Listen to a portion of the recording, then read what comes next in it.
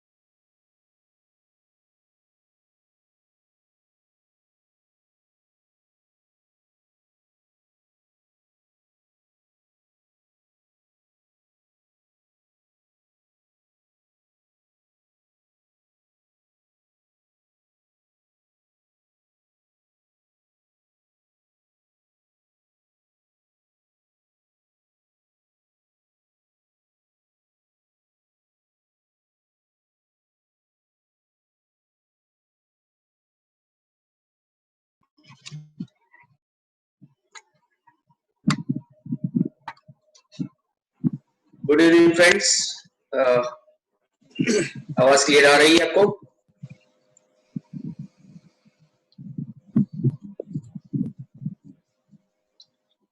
Okay, तो start करेंगे आज का वेबिनार। प्यारे ज्वेलर्स मित्रों, jewellers association of Ahmedabad, headway business solution और ज्वेलर्सी की ओर से एक बार फिर से आपका स्वागत करते हैं। पिछले कुछ दिन से हम रिलेशनशिप, टाइम, फाइनेंस और टेक्नोलॉजी के बारे में जानकारी ले रहे हैं। आज मार्केट में कई भी नया बिजनेस आता है तो कई रिसर्च होने के बाद आ रहा है वो। आज हम सब जानते हैं कि टेक्नोलॉजी होने के बावजूद काफी सारे एरिया में जहाँ पे एक बिजनेसमैन को काम करना है, अपने बिजनेस को कैसे आगे ले जाना है उसके बारे में काम करना है, काफी सारे एरियाज कवर करने हैं। तो ज्वेलरी बिजनेस में कस्टमर का टेस्ट क्या है, कौन सा होलसेलर बेस्ड डिजाइन प्रोड्यूस करता है, कौन सा सॉफ्टवेयर हमारी कंपनी के लिए बेस्ट है, ओकेजन बेस्ड ज्वेलरी का शौक हमें कब और कैसे करना है, हम इस बिजनेस में हर रोज ये सब करते आ रहे हैं। और क्या हम ये जानते हैं कि बिजनेस के सीक्रेट मंत्र क्या है, कैसे कम से कम एफर्ट में ज्यादा से ज्यादा रिजल्ट अचीव कर पाएंगे?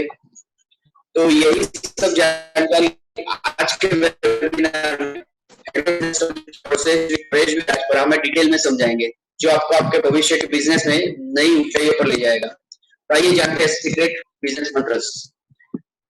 परेश भाई कंटिन्यू करेंगे आप। Thank you all. Yes, sir. Yes. Good afternoon, all. Very good afternoon. Yes. Good afternoon. Yes. Very nice. Thank you. हम आज के प्रोग्राम की शुरुआत करते हैं। तो आज का हमारा जो मेन प्रोग्राम है वो है सीक्रेट बिजनेस मंत्र। मंत्र एक ऐसा चीज है, मंत्र मतलब कि ज्यादातर ऋषि मुनियों ने हमें एक चीज समझाई हुई है। मंत्र मतलब क्या होता है? मंत्र मतलब कि कुछ बोलने से कुछ काम होता है, कुछ बोलने से कुछ काम होता है। मतलब कि हम कुछ भी एक चीज को अपने अंदर हमारे दिमाग में डाल देते हैं, बार बार उसको रिपीट करते रहते हैं, तो रिपीट करने के बाद हमारे अंदर वो चीज पूरी की पूरी आ जाती है। और उसके बाद में उसको जब भी हम वापस रिवाइज करते हैं, मतलब कि रटन करते हैं, वापस उसको जब याद करते हैं, तब जाके वो चीज होने लगती है। इसी तरह से बिजनेस के अंदर बहुत सारे ऐसे सीक्रेट्स है जो सीक्रेट हमें पता नहीं। हम ज्यादातर बिजनेस को एक ही नजरिए से देखते हैं, बिजनेस में सेल्स। एक ही नजरिया है हमारा बिजनेस में, सिर्फ और सिर्फ सेल्स। मतलब कि कोई प्रोडक्ट को बेचना, उसमें से मुनाफा कमाना और अब वो मुनाफा अपने घर पे अपने बिजनेस में लाना। लेकिन सही तरीके से बिजनेस को बहुत 360 डिग्री अगर हम कहा जाए तो 360 डिग्री के अंदर बिजनेस को बहुत अलग अलग नजरिए से देखा जाता है, जहाँ पे बिजनेस के काफी सीक्रेट्स है। जो सीक्रेट्स हम अगर जान लेंगे, मान लेंगे, तो हमें पता चलेगा कि बिजनेस क्या है। बिजनेस में सिर्फ और सिर्फ ऐसा नहीं है कि सिर्फ एक सेल्स करने से अपना बिजनेस चले, मार्केटिंग करने से अपना बिजनेस चले। बहुत सारी ऐसी छोटी छोटी चीजें होती है जो चीजें हमें बिजनेस में लाना कंपल्सरी है। जब तक वो चीज हम अपने बिजनेस में इंप्लीमेंट नहीं करते, तब तक वो चीज से हमें उसका फायदा नहीं मिलता और वो चीज हमें कुछ बेनिफिट नहीं देती। तो ज्यादातर हमें यहाँ पे वो चीज समझाने की कोशिश करूंगा जो बेस ऑफ बिजनेस के सीक्रेट्स है। बिजनेस के अंदर हम एक बिजनेसमैन है, मतलब कि एज एन ओनर हम एक ओनर है। तो ओनर को किस तरह से बिजनेस के बारे में सोचना चाहिए, कैसे कैसे बिजनेस के एनालिसिस करने चाहिए, कौन से डेटा के ऊपर काम करने चाहिए। मैं और मेरी कंपनी ज्यादातर लोगों को बताते हैं कि बिजनेस को ऑनरलेस कैसे बनाया जाए। ऑनरलेस मतलब कि आपके बिना चलने वाला नहीं, लेकिन आपको क्या करना है और बिजनेस को क्या करना है, वो दो चीज के नजरिए अलग होते हैं। ऑनर जो है वो हर एक चीज में ध्यान नहीं देता, मतलब कि वो हर एक चीज का फिजिकल नहीं देखता। उनको देखना है वो लिमिटेड एरिया है और वो लिमिटेड एरिया में उसको सबसे ज्यादा काम करना है, जो बिजनेस को ग्रो करके लेके जाता है और बिजनेस को आगे बढ़ाता है। तो हम यहाँ पे शुरुआत करते हैं अहमदाबाद ज्वेलर एसोसिएशन के साथ में रह के आज बिजनेस मंत्रा की। तो thank you for jewellery association Ahmedabad और अहमदाबाद ज्वेलर एसोसिएशन के सब मेंबर को भी मैं थैंक यू बोलता हूँ। और उसके साथ में अपनी हेडवे टीम के साथ हम आगे बढ़ते हैं। तो शुरुआत करने के लिए जा रहे हैं वो प्रोग्राम अपना जो है आज का जो मेन सब्जेक्ट है, सीक्रेट बिजनेस मंत्रा।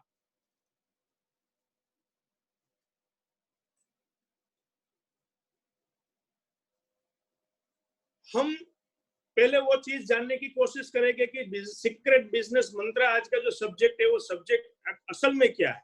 तो कि असल में चीज होती है अपनी एक न्यूरोलॉजी होती है। न्यूरोलॉजी मतलब कि अपने दिमाग के अंदर कॉन्शियस सबकॉन्शियस माइंड में बहुत सारी प्रोसेस होती रहती है। वो प्रोसेस के अंदर हम जो चीज बार बार लाते हैं, जो मैंने मेरे पहले सेशन में भी बताया था आप लोगों को कि हम जिस चीज की प्रैक्टिस ज्यादा करते हैं वो चीज हमारे अंदर इम्प्लीमेंट होने लगती है और बेटर से बेटर उसका रिजल्ट मिलना चालू हो जाता है।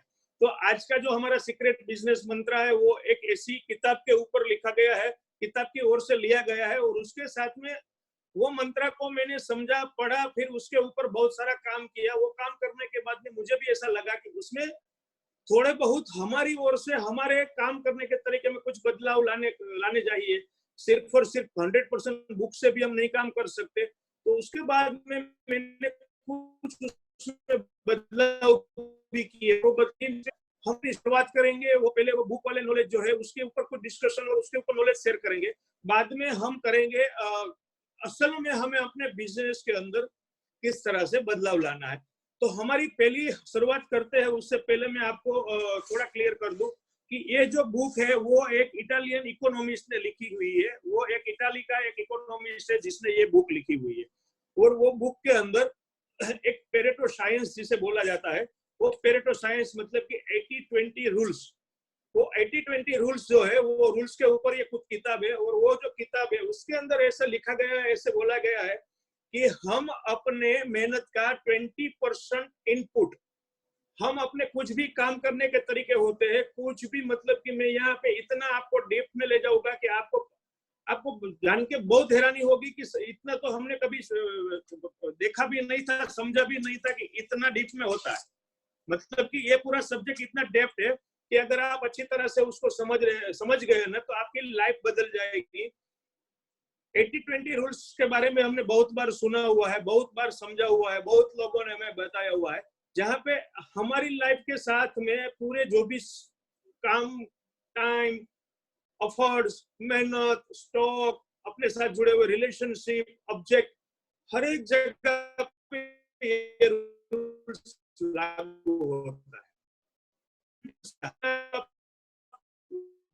जो हम 20% इनपुट और 80% उसका रिजल्ट लेते हैं, और 80% इनपुट हमें सिर्फ 20, वेरी इंपॉर्टेंट सब्जेक्ट समझना है। 20% हमें 80% रिजल्ट देता है, और 80% इनपुट होने के बाद भी हमें सिर्फ और सिर्फ 20% ही रिजल्ट मिलता है। हर एक चीज को यहाँ पे हम समझेंगे, गहराई में जाके समझेंगे कि 80-20 रूल्स क्या है। जैसे हम एक एग्जांपल लेते हैं कि हम अपने घर के अपने बिजनेस के अंदर आके कुछ काम करते हैं, तो वो काम के अंदर आप जो पूरा दिन देते हो मतलब कि 10 घंटा, तो 10 घंटे में से सिर्फ और सिर्फ मेरे हिसाब से 2 घंटा ही ऐसा होता है जिसमें आप 80% रिजल्ट वाला काम कर लेते हो। 80% रिजल्ट आपको वहां पे मिल जाता है। बाकी का जो 80% टाइम आप निकालते हो उनमें से आपको सिर्फ और सिर्फ 20% ही रिजल्ट मिलता है। इसी तरह से हम कोई रिलेशनशिप मेंटेन कर रहे हैं, तो रिलेशनशिप में भी क्या होता है, तो कि हमारी टोटल रिलेशनशिप में से 20% रिलेशनशिप ऐसी होती है जो हमें 80% हमारे साथ कनेक्ट रहती है और 80% हमें रिजल्ट देती है। बाकी की 80% हमारी लाइफ के अंदर जुड़ी हुई रिलेशनशिप है वो मतलब बेवजह होती है, मतलब उसका कोई मतलब नहीं होता। तो यहाँ पे बहुत इंपॉर्टेंट चीज है कि 80-20 पेरेटो प्रिंसिपल आया कहाँ से।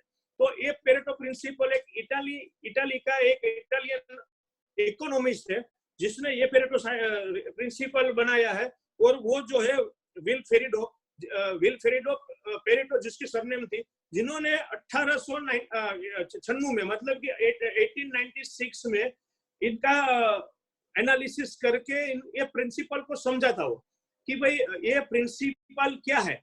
उसने बहुत जगह पे ऐसे मतलब कि ताजुब हुआ, बहुत जगह पे बहुत बातों में उसको मतलब एक माइंड में एक चीज आई कि हम कितना काम करते हैं फिर भी हमें रिजल्ट क्यों नहीं मिलता, हम कितने एफर्ट्स लगाते हैं फिर भी हमें रिजल्ट क्यों नहीं मिलता। लेकिन उसके ऊपर उसने बहुत बहुत बहुत गहराई में जाके सोचा समझा, तो पता चला कि यहाँ पे हम 20% एफर्ट लगाते हैं ना, वही 20% अपना जो भी इनपुट है 20% रिसोर्सेस है, 20% अपने हमारे एफर्ट्स और टाइम है, वही हमें 80% रिजल्ट दे देता है। बाकी के जो 80% अपने टाइम, रिसोर्स और एफर्ट्स है, वो सिर्फ और सिर्फ 20% ही रिजल्ट देते हैं। तो यहाँ पे सबसे इंपॉर्टेंट चीज ये है कि 80 और 20 की गेम को समझे कैसे हम। 80 और 20 की गेम मतलब कि क्या हमें पूरे दिन काम नहीं करना है, पूरे दिन में हमें बैठे रहना है, ऐसी बात नहीं है। हमें वो तरीका निकालना है कि हमें कोई एक सब्जेक्ट के ऊपर जब भी काम करना है तो वो एक टाइम में हम खत्म कर सकते हैं और हमें 80% उसका रिजल्ट मिल जाएगा।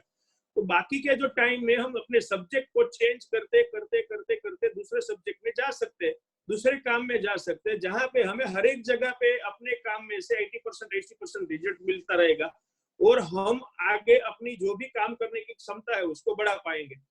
दूसरी चीज है कि हमें पता है कि हमें 20% इनपुट से ही 80% आउटपुट मिल जाता है, तो वो 80% जैसे आउटपुट मिल गया तो बाकी का जो 80% एफर्ट्स है, 80% रिसोर्सेस है, 80% टाइम है, वो वेस्ट नहीं करना है, बल्कि उसको दूसरी जगह पे यूज करना है। और किस तरह से करना है, किस तरह से करना चाहिए, उसके बारे में भी हम आज समझेंगे।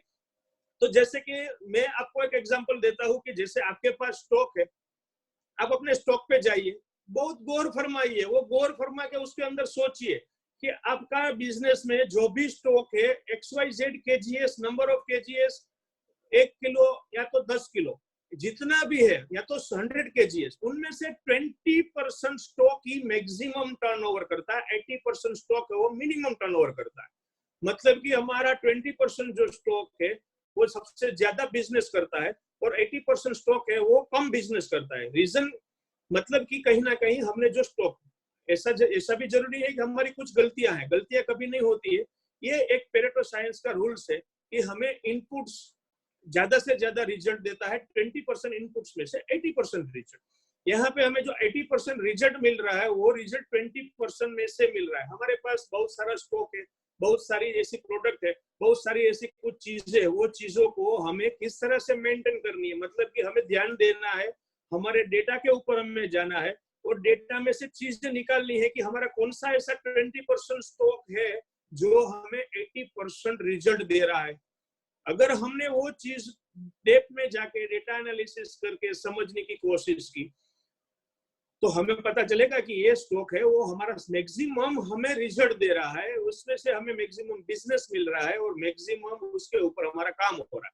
अगर वो चीज हमें पता चल गई तो हमें अपनी परचेज साइकिल जो है उसके अंदर ये स्टॉक के ऊपर अपनी इंपॉर्टेंस बढ़ाने का मौका मिल जाएगा। हम उसका इंपॉर्टेंस बढ़ाना चालू कर देंगे और वो इंपॉर्टेंस से हमें पता चलेगा कि भाई हम क्या कर सकते हैं, हम क्या कर सकते हैं। तो यहाँ सबसे पहली इंपॉर्टेंट चीज ये है कि हमें 80-20 का जो रेशियो है उसे समझना है। हर एक चीज में ये रेशियो है।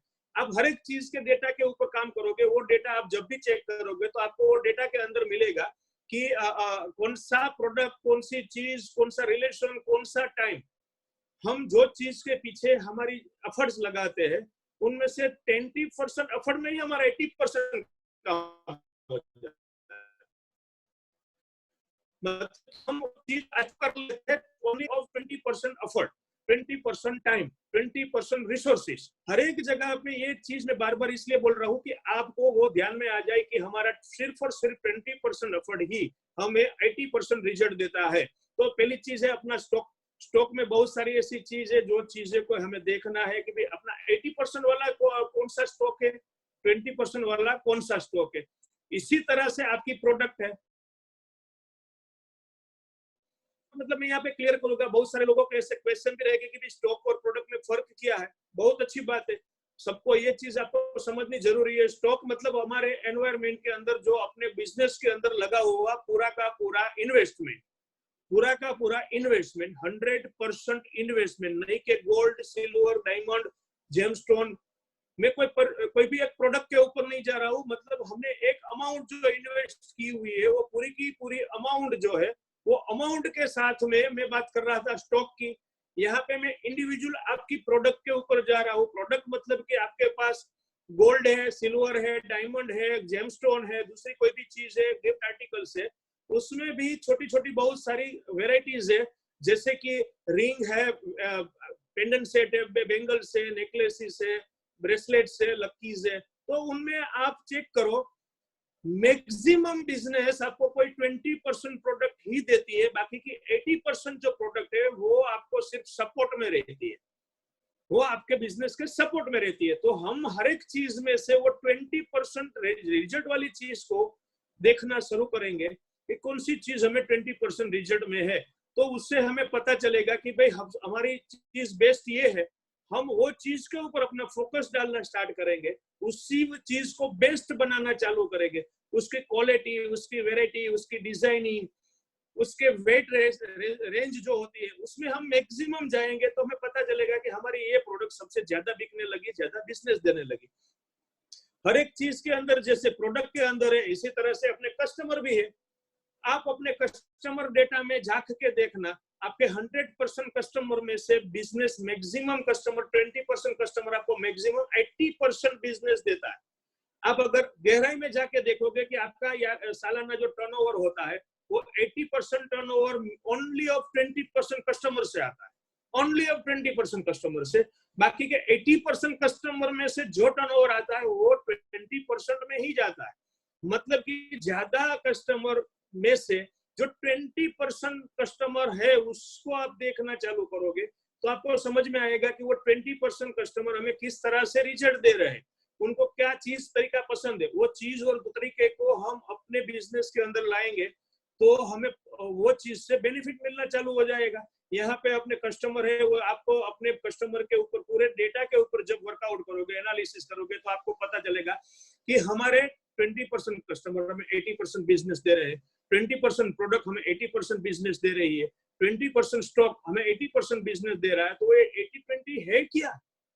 मतलब कि एक ऐसा प्रिंसिपल है जिसका नाम दिया गया है पेरेटो प्रिंसिपल। वो 80-20 का रूल जिसने बनाया हुआ, उसने बहुत गहराई में जाके देखा। आप अपने घर के अंदर बहुत सारे ऐसे ऑब्जेक्ट रखते हो, वो ऑब्जेक्ट को रखते हो, उस टाइम पे हम सोचते हैं कि कभी काम आएगा, कभी उसकी जरूरत पड़ेगी, हम उसके लिए उसको रख देते हैं।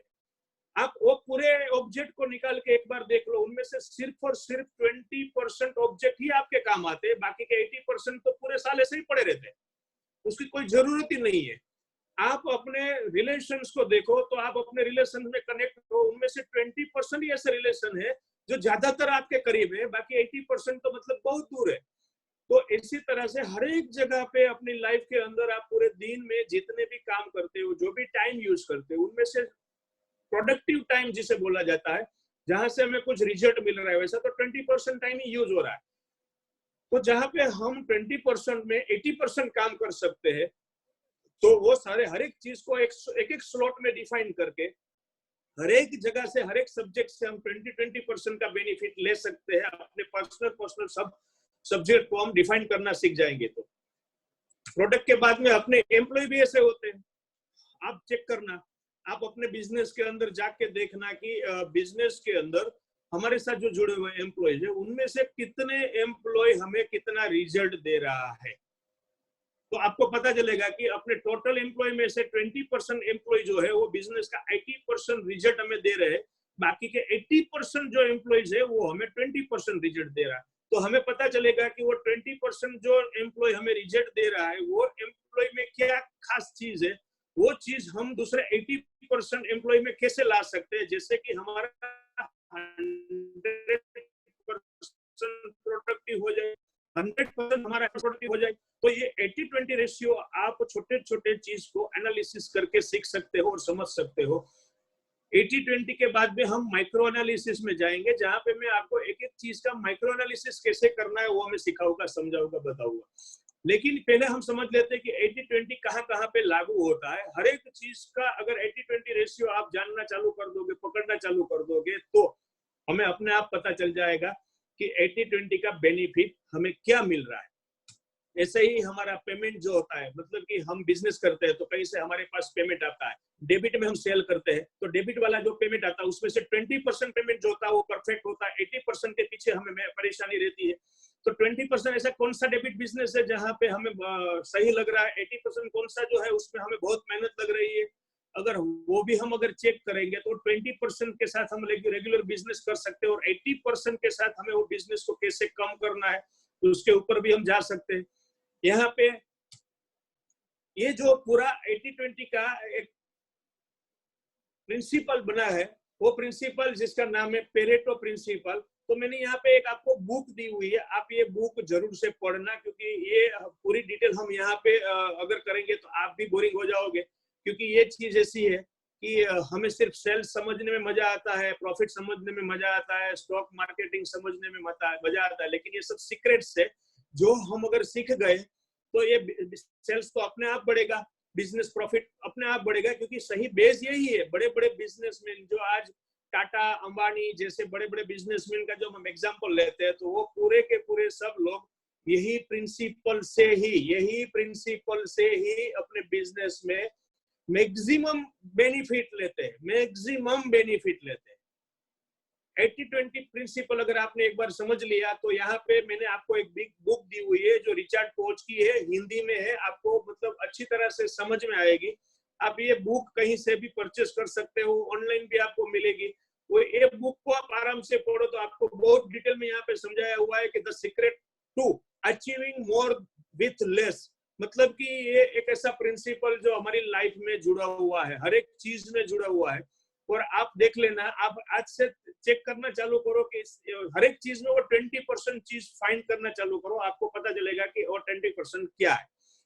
यहाँ से हम आगे बढ़ते हैं अपने एक्चुअल सब्जेक्ट की ओर, जो है माइक्रो एनालिसिस, जो 80-20 के रेशियो के ऊपर से मैंने अपने तरीके से, मतलब कि हमारे काम करने जो हो उनको इजी ट्रैक मिले, वो ट्रैक के हिसाब से मैंने ये पूरा एक वर्कआउट किया हुआ है। और जो आज तक मेरे साथ हेडवे की कंपनी के साथ जुड़े हुए जितने भी क्लाइंट है, उन सबको मैंने सिखाया हुआ है और बेहतरीन से बेहतरीन रिजल्ट सबको मिला हुआ है। वो है micro analysis of business, ABCD। यहाँ पे मैं बोलता हूँ ये अपने बिजनेस की ABCD है।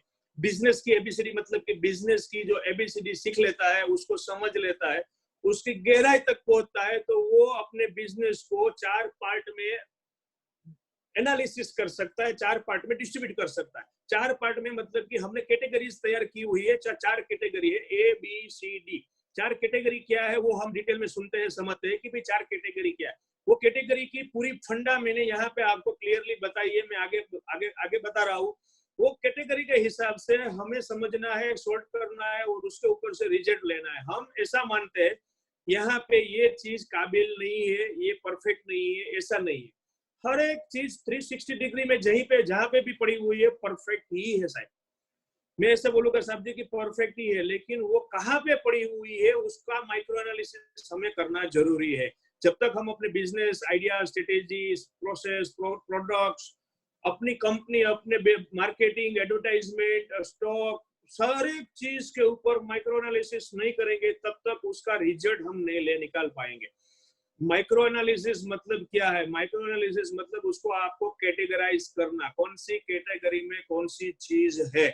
ऐसा जरूरी नहीं है कि वो चीज अव्वल नंबर एक ही कैटेगरी में ही आनी चाहिए। वो हर एक की डिफरेंट डिफरेंट कैटेगरी होती है जिसको हम फिजियोलॉजी बोलते हैं, और वो कैटेगरी के हिसाब से उसका हम अगर आउटपुट लेना सीख जाए, उसका रिजल्ट लेना सीख जाए, तो वो चीज हमारे काम की है, वो हमें 100% रिजल्ट देगी।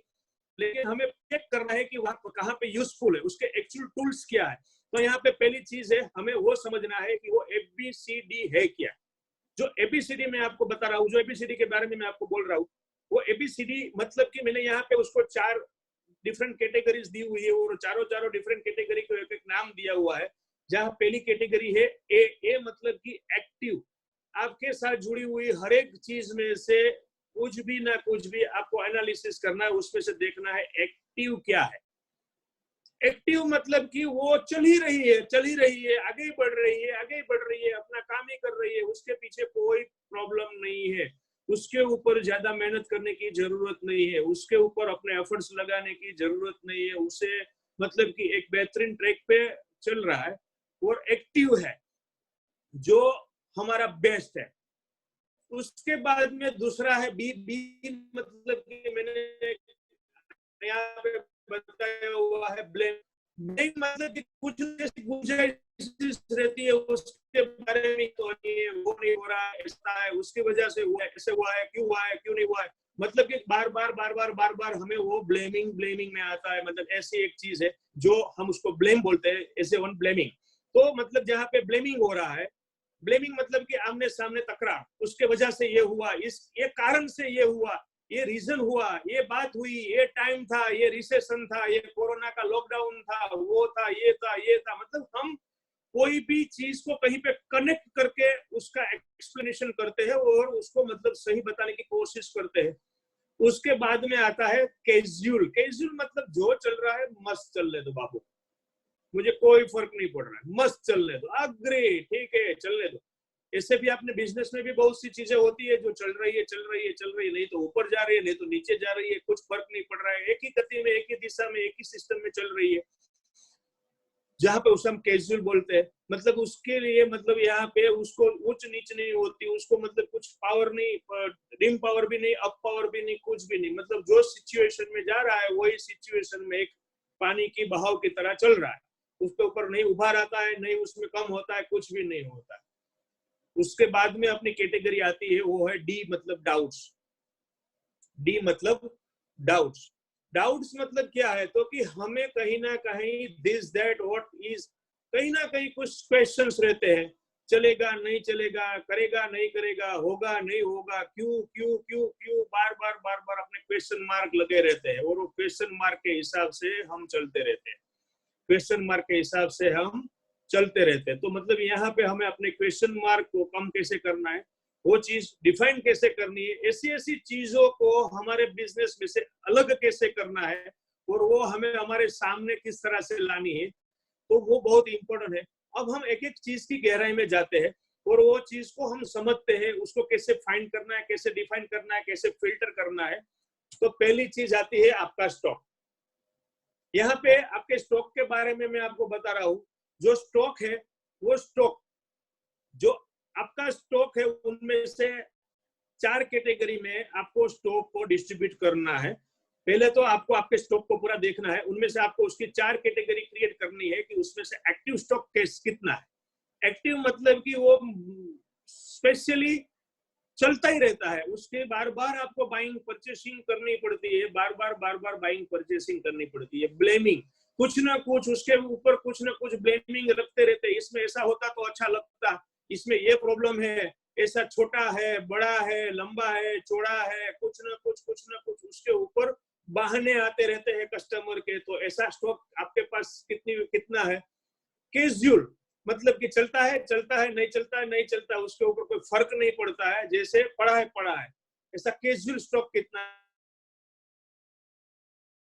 और डाउट्स में कितना स्टॉक है जिसके ऊपर हम डाउट्स कर सकते हैं, चलेगा नहीं चलेगा पता नहीं, चलेगा तो कैसे चलेगा पता नहीं।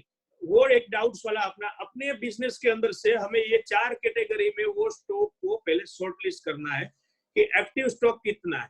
एक्टिव स्टॉक को आप कंटिन्यू अपना प्रॉफिट और टर्नओवर के अंदर हमें यूज कर सकते हैं। ब्लेमिंग क्यों ब्लेमिंग है, वो ब्लेमिंग में कौन कौन सी चीज है, तो उसे हम डिफाइन करेंगे।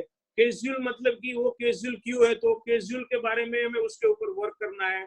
और डाउट्स में है जो चलेगा नहीं चलेगा ऐसा स्टॉक, हम कोई स्टॉक परचेस भी करते हैं तो भी हम वही सोचते हैं, अरे ये ले लो ये तो चलने वाला स्टॉक है, फास्ट स्टॉक, ये अरे नहीं इसमें ऐसा होता तो चलता, ऐसा होता तो चलता।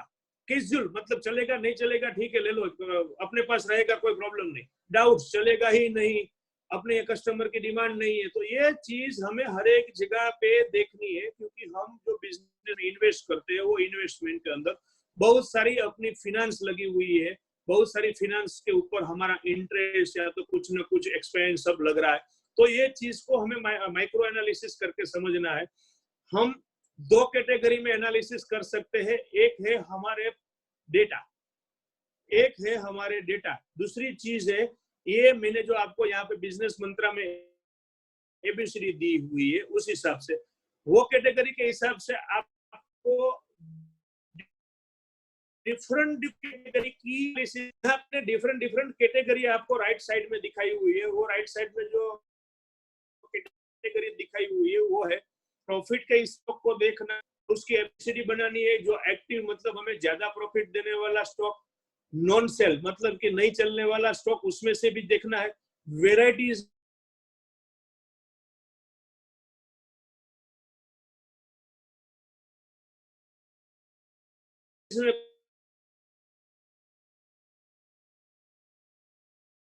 कौन सी ABCD के हिसाब से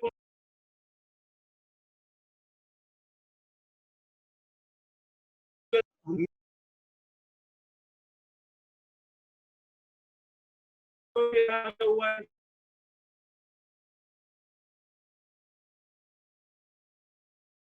आवाज नहीं आ रही सर।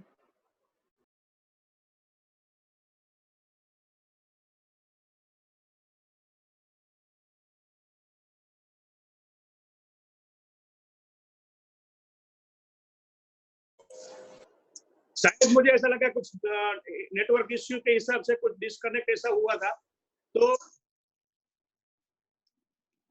हम वापस रिवाइज करते हैं। आपको आवाज आ रही है ना सबको? Okay yes sir, okay, yes thank sir. You, okay, thank you, thank you. तो यहाँ पे अपने हर एक चीज के ऊपर हमें देखना पड़ेगा अपना profit, non sale, variety, range, size, payment और सप्लायर। हर एक चीज के ऊपर हमें एबीसीडी निकालनी पड़ेगी, हर एक चीज की एबीसीडी निकालनी पड़ेगी।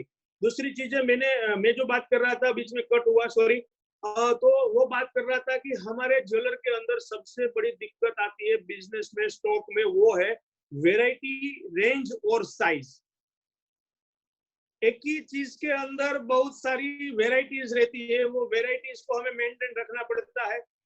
दूसरी चीज है रेंज। रेंज मतलब कि वेट रेंज। वेट रेंज में हमें कोई भी चीज में different different weight range maintain करनी पड़ती है। और तीसरी चीज है साइज। हम कोई भी साइज परचेस कर लेते हैं, बाद में उसको अल्टरेशन करना पड़ता है और उसको छोटा बड़ा करना पड़ता है, तो वहां पे हमें लॉस होता है। हम कहीं पे से अगर मान लो कि 1 किलो चीज बाई करके आए हुए हैं, वो 1 किलो अंगूठी है, मतलब रिंग है, रिंग को हमने ले लिया, साइज के ऊपर हमने एनालिसिस नहीं किया हुआ है और वो साइज के ऊपर हमने देखा नहीं है, हमने बाई तो कर लिया, बाद में होता क्या है, बार बार कस्टमर को रिसाइज करके देना पड़ता है। हम उसको छोटा करते हैं, उसकी एक छोटी सी भी टुकड़ी जो निकलती है, वो टुकड़ी आप साल भर के हिसाब में देखोगे तो 10-20 ग्राम हो जाएगी। वो 10-20 ग्राम के ऊपर हमने कहीं पे वेस्टेज या तो मेकिंग पे की हुई है, तो वो जो मेकिंग हम पे करते हैं वो तो हमारी गई। तो यहाँ पे हमें साइज के हिसाब से, रेंज के हिसाब से, वेराइटी के हिसाब से, अच्छा पेमेंट में हमें पेमेंट की एबीसीडी निकालनी है कि भाई बंदा कौन सा होलसेल वाला बंदा हमें पेमेंट में एक्टिव है, पेमेंट में ब्लेमिंग करता है, कैजुअल है, डाउट्स में है, उसके साथ किस तरह से, रिटेल में किस तरह से हमें काम करना है। अगर हम होलसेल वाले हैं, रिटेल वाले से हमें काम करना है, तो रिटेल वाले से हम ये कर सकते हैं कि भाई रिटेल वाला हमें माल दे रहा है, हमसे माल ले रहा है, तो वो माल के अंदर हम उसके साथ एबीसीडी में देखो उसको कि ये बंदा हमारे साथ एक्टिव है पेमेंट में, इसके साथ पेमेंट कभी भी डील करने में हमें ब्लेमिंग आती है, ये बंदा पेमेंट देने में कैजुअल है, इसके ऊपर डाउट्स है, आप उसकी एबीसीडी बना के उसके साथ काम करो। अगर हम ज्यादा से ज्यादा एक्टिव प्रोडक्ट के ऊपर काम करेंगे, एक्टिव लोगों के साथ काम करेंगे, एक्टिव स्टॉक के साथ काम करेंगे, तो अपने बिजनेस में हमें जो बार बार मुसीबतें आती है वो मुसीबत कम हो जाएगी। जैसे स्टॉक के अंदर अपनी एबीसीडी है, उसी तरह से सेम प्रोडक्ट में है, हमारे बिजनेस में कौन सी प्रोडक्ट सबसे ज्यादा चल रही है, कौन सी प्रोडक्ट सबसे एक्टिव है, वो एक्टिव प्रोडक्ट के ऊपर हम ज्यादा फोकस करेंगे और ज्यादा ध्यान देंगे, तो होगा क्या, मतलब कि वो प्रोडक्ट हमारी ज्यादा बिकेगी और ज्यादा बेनिफिट देगी।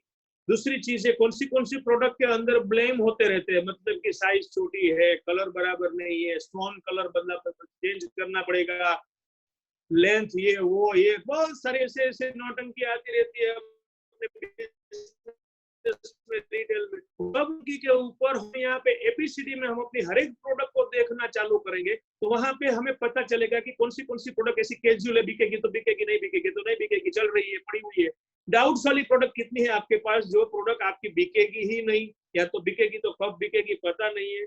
सर जी, मैं यहाँ पे आपको सबको एक बात क्लियर करना चाहूंगा, माफी चाहता हूँ, आपके हर एक के अपने अपने काम करने के स्ट्रेटेजी तरीके होते हैं, आप हर एक अपने अपने काम करने के स्ट्रेटेजी से काम करते हो और मैं अग्री हूँ, लेकिन यहाँ पे हम ज्वेलरी के साथ काम कर रहे हैं और ज्वेलरी के साथ जो काम कर रहे हैं, तो ज्वेलरी में एक चीज है, हमारा स्टॉक एक्सपर्ट नहीं होता है, उसकी हमें वैल्यू मिलती है, इसलिए हम लेजी है। लेकिन अगर आप अकाउंटेबिलिटी के हिसाब से प्रॉफिट में जाके देखोगे तो आपका एक स्टॉक 6 महीने से ज्यादा आपके पास रहता है तो बहुत आपको नुकसानी करता है, लॉस करवाता है। और एक साल में मतलब हमने जो कैलकुलेशन किए हुए वहां पे 50 to 64% लॉस बिजनेस में एक प्रोडक्ट करवाती है।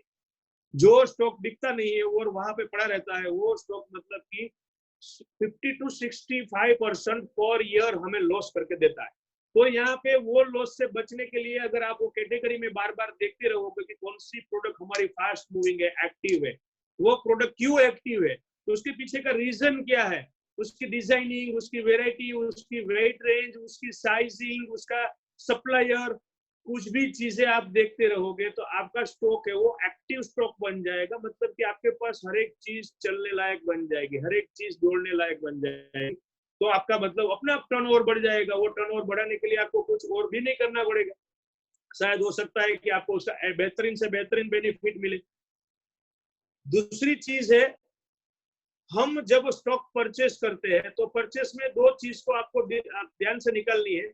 मैं आपको एक जो बोलते हैं ना, रिक्वेस्ट करके भी मैं आपको बोलता हूँ कि हमें स्टॉक कहीं से भी कुछ भी मिल जाता है तो हमें वो ऐसे नहीं लेना है। हम कुछ भी बाइंग करते हैं तो बाइंग के पीछे हमारी रिक्वायरमेंट को देखना है, ये एबीसीडी को देखना है, आपके साइज, वेराइटीज, रेंज। अगर आपको आपको आपको मान लो कोई आके, कोई सेल्समैन आके बता के अंगूठी बताइए, आपको वो दिखा रहा है कि इतनी मेरे पास रिंग है, आपने सिलेक्ट भी कर ली, उनमें से आपने बहुत सारी मतलब कि 200-500 ग्राम अंगूठी निकाल ली। अब होता क्या है, हम शर्म में रहते हैं, शर्म में रहते, नहीं बोल पाते, वो ले लेते हैं क्योंकि वो पेमेंट में डेबिट दे रहा है या तो कुछ भी दूसरा रीजन, या तो दोस्ती है, व्हाटएवर कुछ भी है, तो हम जैसा देते हैं वैसा ही ले लेते हैं। मैं यहाँ पे आप सबको बोलूंगा कि सॉरी ऐसे आप परचेस मत करो। आप उनको बोलो कि सर जी मुझे ये डिजाइन मुझे यहाँ पे साइज जो है वो आपको मेरे हिसाब से देनी पड़ेगी, मुझे ये साइज की बना के दो, या तो आप ये साइज की वापस दूसरे ऑर्डर में लेके कंप्लीट करके दो। तो क्या होगा, आपका बेनिफिट हो जाएगा, आपको बार बार ऑल्ट्रेशन नहीं करना पड़ेगा, रीसाइजिंग नहीं करना पड़ेगा, और कस्टमर धड़ाक से लेके जाएगा। दूसरी चीज है, वो कैसे पता चलेगा कि आपके यहाँ पे कौन सी साइज चलती है, तो उसके लिए हमें पूरे साल भर के जो डेटा है उसके अंदर बार बार एक चीज को चेक करना पड़ेगा कि हमारे यहाँ पे कौन सी साइज सेल होती है। आप एक अपनी हैबिट बनाओ, आप जब भी एक रिंग सेल करते हो, या तो चेन सेल करते हो, या तो बेंगल सेल करते हो ना, तो वो बिल के अंदर आप एक कमेंट्स लिखो, और वो कमेंट में लिखो कि कौन से नंबर की रिंग आपने सेल की, कौन से साइज की आपने बेंगल सेल की, कौन सी लेंथ का आपने चेन सेल किया, कौन सी लेंथ का आपने ब्रेसलेट सेल किया। तो एक साल में तो आपके पास पूरे आपके कस्टमर डेटा में से आपके पास पूरी कैटेगरी कंप्लीट हो जाएगी कि आपके यहाँ पे कौन सी साइज चलती है, कौन सी रेंज चलती है। दूसरी चीज है, हमें ये देखना है कि कौन सी वेराइटी है, तो बहुत सारी वेराइटियों में से वेट रेंज कौन सी चलती है। ज्यादातर लोग कोई एक स्पेसिफाई वेट को ज्यादा से ज्यादा डिमांड करते हैं अपने पास, तो यहाँ पे अपनी वेट रेंज के ऊपर भी हम एबीसीडी बनाएंगे, और वो एबीसीडी में देखेंगे कि अपनी वेट रेंज को हम कैसे मेंटेन कर सकते हैं।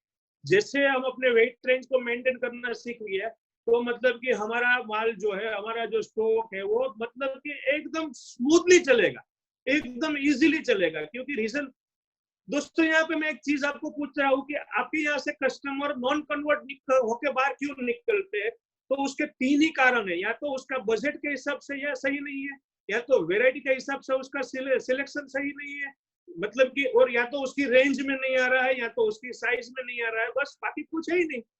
वो आपको अच्छा देख रहा है, अच्छा समझ रहा है, अच्छा मान रहा है, इसीलिए तो सर वो आपके शॉप में आया हुआ है। आपके शॉप में आने का कारण है कि वो कहीं ना कहीं से आपकी एक अच्छी बात सुनी हुई है, उसको आपके लिए अच्छेपन से महसूस है।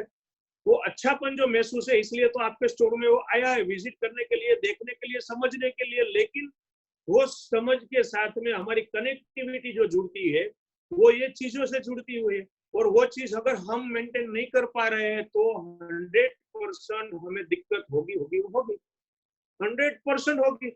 कम से कम स्टॉक में मैक्सिमम हम बिजनेस कर सकते हैं। कम से कम स्टॉक में बिजनेस मैक्सिमम करना है तो कैसे करना है?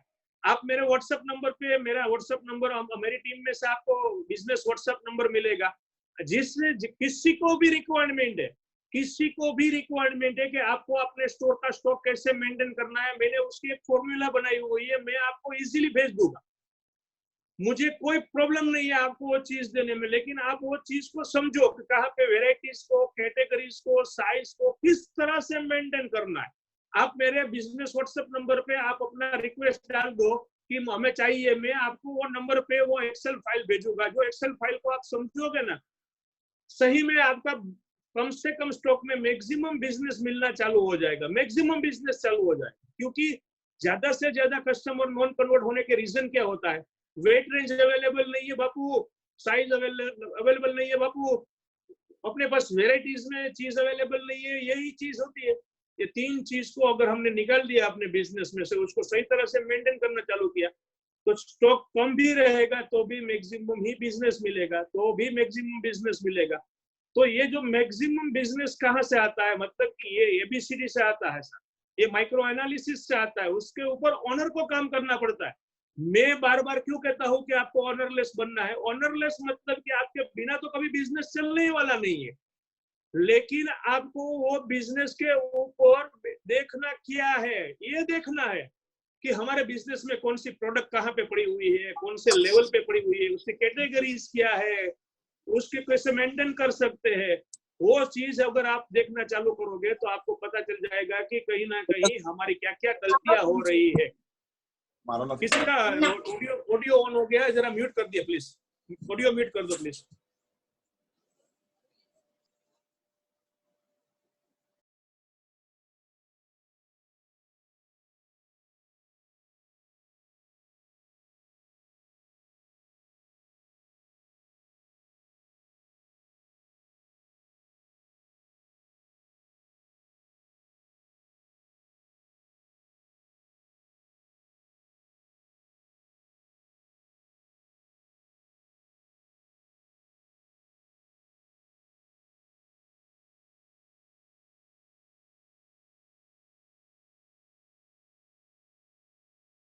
सर वॉइस नहीं आ रही है। रेडी? यस आ रही है अभी। ओके ओके, सॉरी, कहां से डिस्कनेक्ट हुआ था?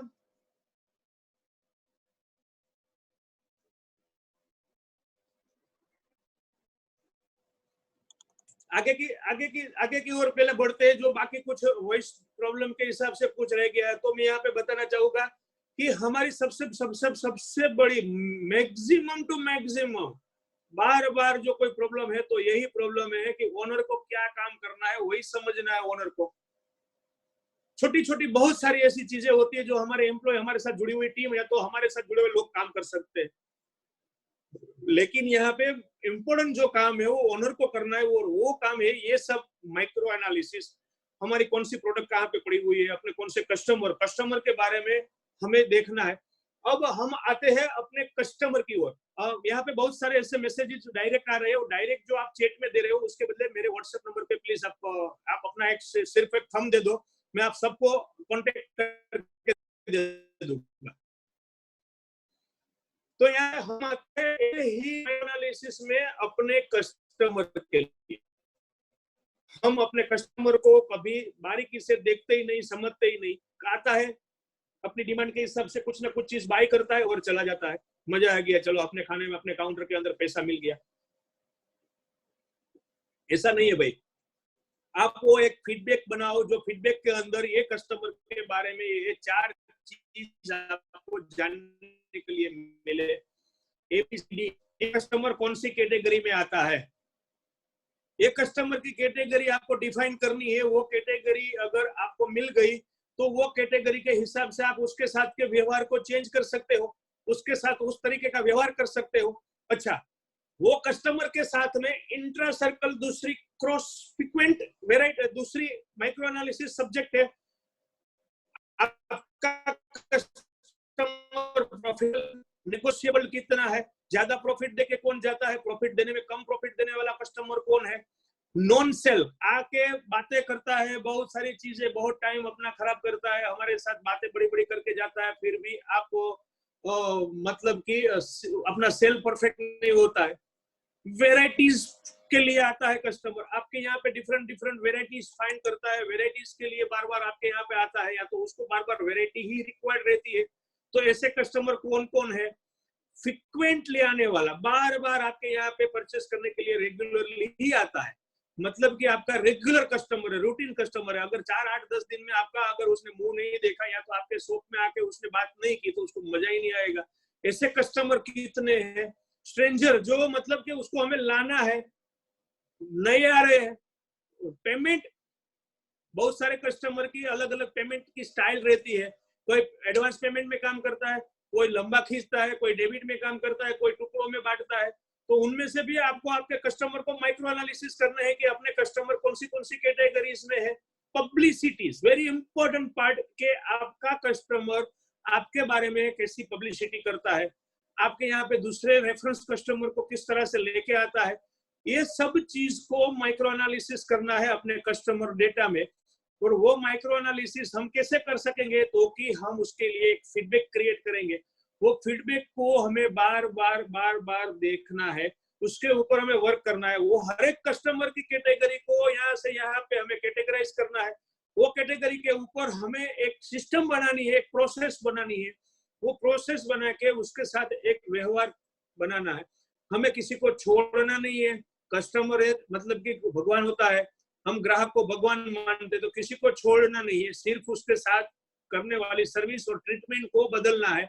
हमें पता चल जाएगा कि ये बंदा इस तरह के से हमसे हमारे साथ जुड़ा हुआ है, तो हम उसके साथ ऐसे वर्क कर सकते हैं। तो ऐसे ऐसे आपको ये एबीसीडी के हिसाब से आपके profitable, non sales, varieties, frequently, stranger, payment, publicity, ऐसे ऐसे पॉइंटों के ऊपर वर्क करके उसके डीप में जाके उसका माइक्रो एनालिसिस करके उसकी कैटेगरीज क्रिएट करनी है। और वो कैटेगरीज में आपको हर एक चीज के ऊपर काम करना है। तो उससे क्या होगा? उससे होगा ये कि आपके बिजनेस की क्वालिटी जो है, एनवायरमेंट जो, वो डिफरेंट हो जाएगा। आपके वहां पे बहुत सारे कस्टमर आते हैं, हर एक कस्टमर को आप एक ही ट्रीटमेंट दोगे तो चलेगा नहीं। आके कोई बोलेगा फीवर है, आपको एक ही मेडिसिन से तो हर एक का फीवर जाएगा नहीं, उसको पूछना पड़ेगा कि भाई तुझे फीवर कौन सा है, मलेरिया है, टाइफाइड है। तो मतलब वो चीज हमें जाननी पड़ेगी, उसी हिसाब से हमें उसको ट्रीटमेंट देनी पड़ेगी। यहाँ पे भी हमें कस्टमर की कैटेगरीज को समझना है कि एबीसीडी वाली कैटेगरी कौन सी है, माइक्रो एनालिसिस में वो कौन सी कैटेगरीज में आता है। वो कैटेगरीज के हिसाब से हमारी टीम, हमारे स्टाफ उसको सर्विस देंगे। उसके साथ हम अपनी टीम को, अपने स्टाफ को भी वो सब चीज सिखाएंगे कि इसके साथ कैसा व्यवहार करना है।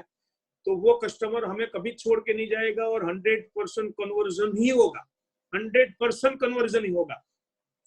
हम आगे एक और भी प्रोग्राम करने वाले हैं जहाँ पे एक बहुत अच्छा सब्जेक्ट मिला हुआ है, और एक बहुत अच्छे, ऐसे तो मेरे फ्रेंड भी है और हमारे साथ 3 साल से जुड़े हुए हैं, श्रीजी ज्वेलर्स करके चांदोड़िया में, मयूर पे। उसने मुझे एक सब्जेक्ट सजेस्ट किया हुआ है कि वो सब्जेक्ट परेश भाई आप लोग, क्योंकि हर एक जगह पे कम्युनिकेशन एरर रहती है, जो बिजनेस का इम्पोर्टेंट है कि कम्युनिकेशन, तो उसके ऊपर भी हम एक सब्जेक्ट लेंगे आगे। तो आज हम कंटिन्यू करते हैं वो तो ये पार्ट को।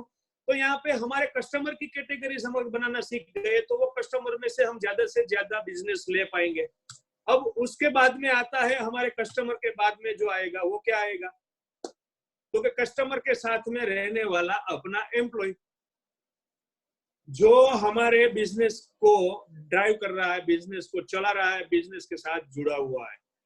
यहाँ पे भी आपको वो 4 कैटेगरीज पहले तो अपने एम्प्लॉइज की देखनी है कि हमारे बिजनेस में कौन सा एम्प्लॉय एक्टिव है, जिसे कभी कोई काम बोलना नहीं पड़ता, कोई चीज समझानी नहीं पड़ी, आपको पूछना नहीं पड़ा। मतलब अकाउंटेबल और रिस्पॉन्सिबल, एकदम बढ़िया सा वर्ड है अकाउंटेबल और रिस्पॉन्सिबल। मतलब कि हर एक चीज को अच्छी तरह से समझता है, हर एक चीज में अच्छी तरह से काम करता है और उसको एक बेहतर बना के देता है, बेहतर बना के देता है। तो वो हमें यहाँ पे कंपल्सरी मेंटेन करना है, ABCD। अपना दूसरा कैटेगरी वाला अपना स्टाफ होगा, एम्प्लॉय होगा, ब्लेमिंग कर हो रहा है, इसकी वजह से ये हो रहा है, वजह से ये हो रहा है, ये स्टॉक बराबर नहीं है, ये कस्टमर बराबर नहीं है, ये बाजू वाला बराबर नहीं है, सामने से लाइट आ रही थी, वो मतलब ये ब्लेम। तो ऐसे लोगों कौन कौन है? कैजुअल कौन है? काम होता है तो होता है, करते हैं तो करते हैं, ठीक है चलता है। और डाउट्स वाले जो काम करते ही नहीं है, या तो उसको काम करने में मजा ही नहीं आता, उसको या तो उसको काम के बारे में समझ ही नहीं है। तो पहले ये 4 कैटेगरी हम डिफाइन करेंगे। वो 4 कैटेगरी को डिफाइन करने के बाद में वो कैटेगरी के सामने माइक्रो एनालिसिस हमें देखना है कि हमारा कौन सा एम्प्लॉय कहाँ पे एक्टिव है, कौन से सब्जेक्ट में एक्टिव है, कौन से सब्जेक्ट में ब्लेम है, कौन से सब्जेक्ट में कैजुअल है, कौन से सब्जेक्ट में डाउट्स है। मैंने माइक्रो एनालिसिस के भी आपको बहुत सारे पॉइंट्स दिए हुए हैं। आप ये पीपीटी आप मतलब अगर आपको किसी को ये पीपीटी भी चाहिए तो मैं दूंगा, कोई मुझे प्रॉब्लम नहीं है, आप टेंशन मत लेना। तो यहाँ पे सबसे बड़ी चीज आपको फाइंड करनी है कि आपका कौन सा एम्प्लॉय सेल्स में पावरफुल है, एक्टिव है, कौन सा एम्प्लॉय रिलेशन बनाने में पावरफुल है और एक्टिव है, वो किसी कस्टमर के साथ में अच्छे रिलेशन बना लेता है। हो सकता है चाहे उससे सेल्स कम हो रहा है, लेकिन वो रिलेशन वो ऐसा बनाता है कि कस्टमर उस रिलेशन से खींचे थे। कोई बंदा ऐसा होता है जो रिलेशन नहीं बना पाता लेकिन सेल्स बढ़िया कर लेता है, बढ़िया तरीके से सेल्स करता है। बहुत से एम्प्लॉयज ऐसे होते हैं जो एम्प्लॉय सर्विसेज बहुत बेस्ट करते हैं, इतनी सर्विस बेस्ट करते हैं, उसको सब कुछ पूछते हैं, चाय नाश्ता ये वो, उसको बॉक्स पैकिंग, उसको दरवाजे तक छोड़ते हैं, उसको टेलीफोनिक बात करते हैं, कुछ भी प्रॉब्लम है उसके बारे में जानते हैं। उसका एक पूरा एक साइकोलॉजी रहता है कि वो सर्विस में एक्सपर्ट होता है। तो ऐसे सर्विस में एक्सपर्ट कितने लोग हैं जो अपने साथ है, अपने एम्प्लॉयज है? वो सर्विस एक्सपर्ट्स को हमें ढूंढना है। यहाँ पे हार्ड वर्कर, हमारे पास हार्ड वर्कर होंगे। हार्ड वर्कर मतलब कि जो मेहनत करने में थकते ही नहीं है। ऐसे लोग कौन कौन से हैं जो मतलब कि कितना भी काम दे दो, कितना भी लोड दे दो उसको, वो मतलब कि खत्म करके ही खड़े होंगे। जब तक वो काम खत्म हो यहाँ से जाएंगे ही नहीं। इसी तरह से कम्युनिकेशन में पावरफुल होते हैं, बातचीत में बहुत बढ़िया होते हैं। मतलब कि किसी तरीके के कम्युनिकेशन, डिफरेंट डिफरेंट तरीके का कम्युनिकेशन किसी के साथ करना है तो वो कर लेते हैं, बेहतरीन तरीके से कर लेते हैं। ऐसे अपने एम्प्लॉय कौन कौन से है? नेगोशिएशन, कम से कम नेगोशिएशन में माल बेचना जानता हो, ऐसे काम करने वाले कौन कौन है? जिससे मतलब कस्टमर कुछ भी एग्जाम्पल करे, उधर की कुछ भी बातें सुनाए समझाए, उसको कोई फर्क नहीं पड़ेगा, वो मतलब कम से कम नेगोशिएशन में ही बिजनेस करेगा। और उसके सामने आपके पास नेगोशिएशन अंदर में ब्लेम करने भी आएंगे।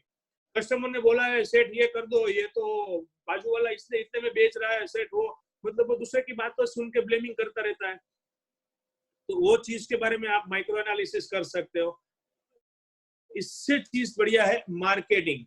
अपनी टीम के अंदर ऐसे कौन से एम्प्लॉय है जो अपने बिजनेस को की मार्केटिंग करते हैं, मार्केट में लोगों को, अननोन पर्सन को, अनजान लोगों तक हमारे बिजनेस को पहुंचाते हैं और उनकी मार्केटिंग करके उनको यहाँ तक खींच के लाते हैं। तो ये सब चीज हमें फाइंड करनी है माइक्रो एनालिसिस से। छोटे छोटे पॉइंट को लेके हमें इतना बेहतरीन टाइम मिला है। ये है कि जो सब लोग पूछते हैं कि सर हमें ये लॉकडाउन में क्या करना चाहिए? लॉकडाउन में भाई हमें और कुछ नहीं करना है, यही करना है कि हमें ये सब चीज को माइक्रो एनालिसिस करनी है अपने बिजनेस में कि कौन से लेवल पे कौन कौन लोग खड़े हुए हैं, एम्प्लॉय, प्रोडक्ट, स्टॉक, कस्टमर्स, हर एक चीज की कैटेगरी क्रिएट करो और वो कैटेगरी के सामने उसके ऊपर एक्शन लेना चालू करो, उसके ऊपर कुछ प्रोसेस बनाना चालू करो। अपने बिजनेस में अपने आप बदलाव आना चालू हो जाएगा, अपने आप बदलाव आना चालू हो जाएगा, मतलब कि आपका बिजनेस एकदम डिफरेंट बनना चालू हो जाएगा। लेकिन यहाँ पे इंपॉर्टेंट चीज ये की है, मैं आपको पहले भी रिक्वेस्ट कर चुका हूँ और अभी भी रिक्वेस्ट करता हूँ और ये रिक्वेस्ट बार बार करता हूँ, ये चीज हमें इन्वॉल्व होके करनी पड़ेगी, अपने आप नहीं होगी। कोई मतलब कि इंटरेस्टेड नहीं है, कोई ऐसा इंटरेस्टेड नहीं है कि मतलब कि अपने आप समझे। आपको ये जिम्मेदारियों को देख के उसके ऊपर कंटिन्यू कंटिन्यू कंटिन्यू लगे रहना है, कंटिन्यू कंटिन्यू रहना है। हो रहा है जब तक नहीं हो रहा है उसके ऊपर आपको ही मेहनत करनी है, क्योंकि जो भी चीज का बेनिफिट मिलेगा वो आखिर आपको ही मिलने वाला है। आपको ही वो बेनिफिट लेके घर पे जाना है, वो बेनिफिट आपके पास ही आने वाला है। तो मतलब कि यहाँ पे ये माइक्रो एनालिसिस आपको बहुत ही काम आएगा।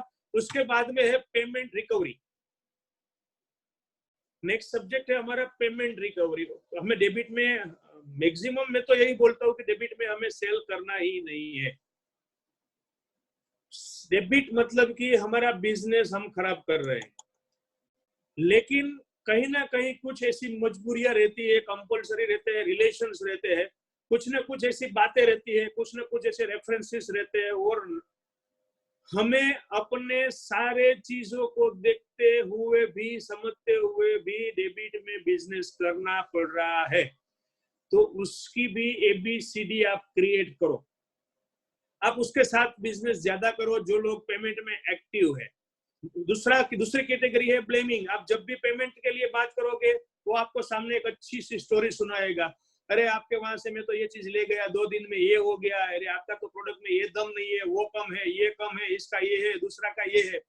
मतलब कि वो जो बहानेबाजी है वो कहीं ना कहीं हमारे पेमेंट को डिले करने के लिए हो रही है, या तो हमारे साथ और भी नेगोशिएशन करने के लिए हो रही है। तीसरा है कैजुअल।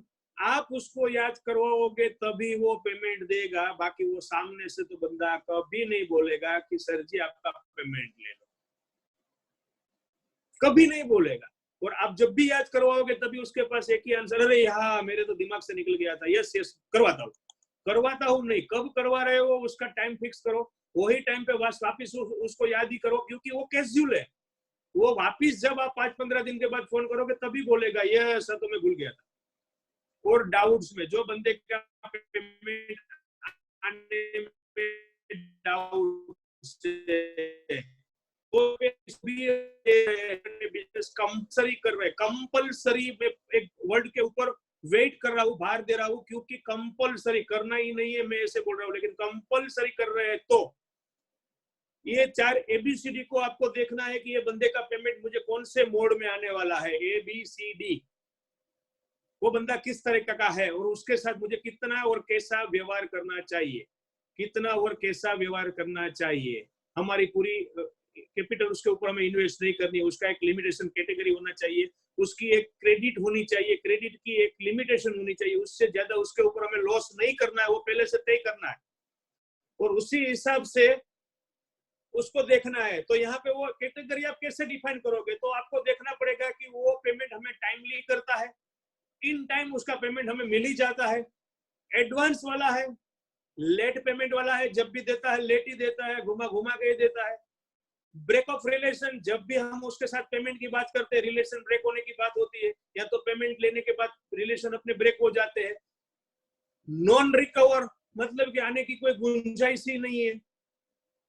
पार्ट पेमेंट मतलब कि वो पेमेंट हमें जब भी देगा वो उसके टुकड़े करके ही देगा, EMI बना के ही देगा, हिस्सों में ही देगा, हफ्ता सिस्टम करेगा। कंप्लेंट्स वाले, जब भी पेमेंट की बात करोगे ना तभी वो आपके बारे में कंप्लेंट्स निकालेगा कि आपके यहाँ पे इतने इतने प्रॉब्लम्स है, इतने इतने इश्यूज है, इतने इतने कंप्लेंट्स है, आपको काम करना नहीं आता, आपके स्टाफ को बात करना नहीं आता, आपके वहां पे ये तकलीफ थी, वो तकलीफ है। तो ऐसे ऐसे इस सब कैटेगरी को माइक्रो एनालिसिस करो। और उसके साथ में जब भी हम न्यू ट्रांजैक्शन से जुड़ते हैं, न्यू ट्रांजैक्शन करते हैं, तब ये सब चीज को अगर हम देखेंगे, समझेंगे, तो मैक्सिमम हम उसके साथ में वो रिलेशन कनेक्ट करने के टाइम पे ही बहुत कुछ प्रिकॉशंस ले पाएंगे। दूसरी चीज है, यहाँ पे मैं एक बढ़िया चीज सिखाऊंगा आपको कि बहुत सारे यहाँ पे अपने ज्वेलर जुड़े हुए और उसने पास्ट में बहुत अच्छा खासा बिजनेस डेबिट में अगर किया हुआ है और वो रिकवरी में इश्यू आ रहे हैं, तो यहाँ पे आप अपने पहले तो अपना रिकवरी लिस्ट जो है, वो रिकवरी लिस्ट को पहले सिंक्रोनाइज करके पूरा का पूरा रिकवरी लिस्ट है वो ये ABCD में कन्वर्ट कर दो।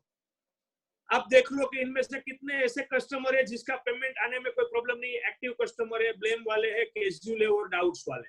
पहले 4 कैटेगरी बनाओ, वो 4 कैटेगरी को आप एकदम से आराम से पहले समझ लो।